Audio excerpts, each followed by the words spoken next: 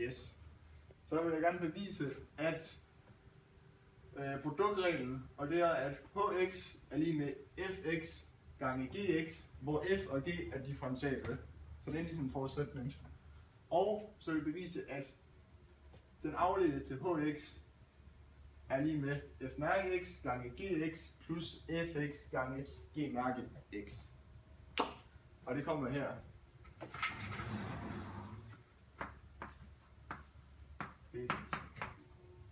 Først så bruger vi 60-reglen, og den skriver vi lige op. Så vi starter med at sige, opstille differenskvotienten, som er hx,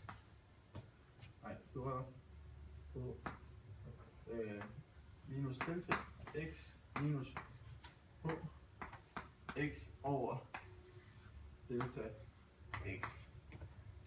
Og for at gøre lidt mere overskueligt, så omskriver vi lige og sætter f og g ind i stedet for på h's plads. Det er lige med f, delta x minus f x gange gx minus delta x minus det skal ikke stå der. Så det her bare fx fx minus delta x gange gx minus delta x minus fx gange gx. Ej, hvor belejligt. Så laver vi lige et lille drik. Stadigvæk over delta x. Så laver vi lige en lille trick, fordi jeg kan. Og så minuser vi gx minus delta x gange fx på og plusser det også. Minus og plusser det. Og det må man godt gøre, fordi at, de går bare ud med hinanden.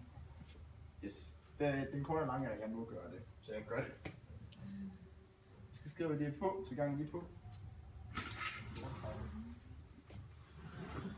Så skal jeg op igen.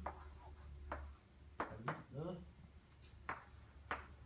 fx minus delta x gange gx minus delta x minuser vi vores lille træk på minus v x minus delta x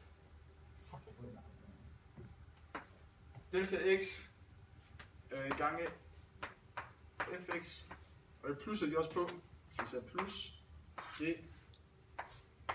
x minus delta x gange fx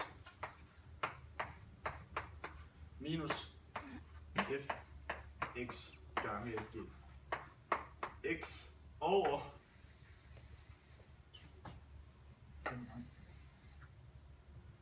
delta x. Så omskriver vi lige, så vi har to led, et her og et der, og det fiffer vi lidt med. Ja. AS, så gendelingen er lige med gx minus delta x gange med parentes f x minus delta x minus fx plus fx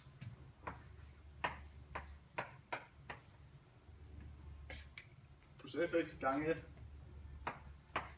g x minus delta x minus g x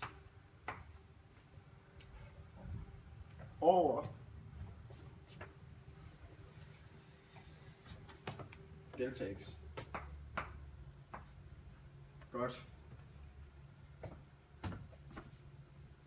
Det vi gør nu, det er, at nu har vi to led her, duk og duk, men jeg vil gerne have de her to faktorer, gx minus delta x og fx her, til at stå uden for brøken, eller stå uden for brøkstregen op på de to led. Og det gør jeg simpelthen bare ved at, ligesom at at dividere dem ud fra. Så hvad hedder den? Så kommer bare til at hedde gx minus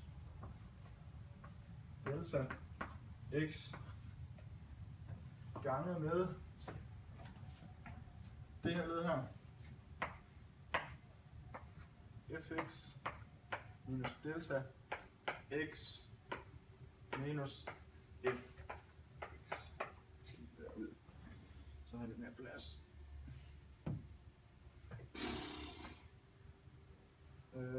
Over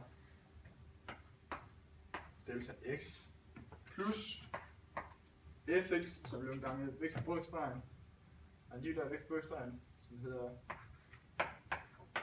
fx gange g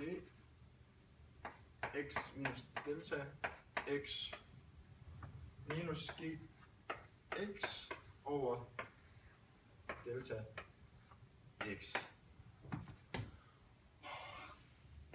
Godt. Så lader vi så nu delta x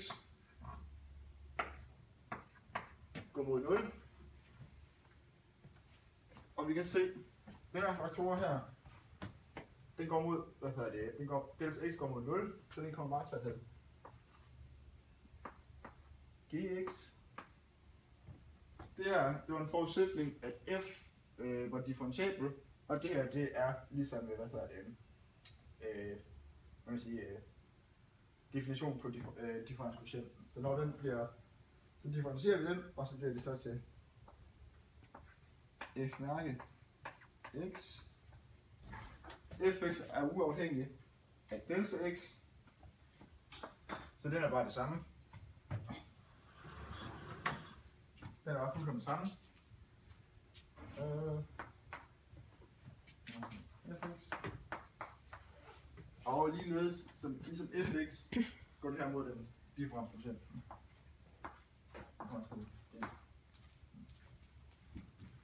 Mærke x. Det vil altså sige, at sekanthalvningen går mod på mærke x, når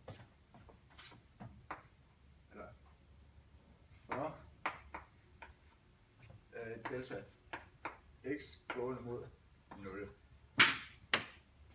Bevist.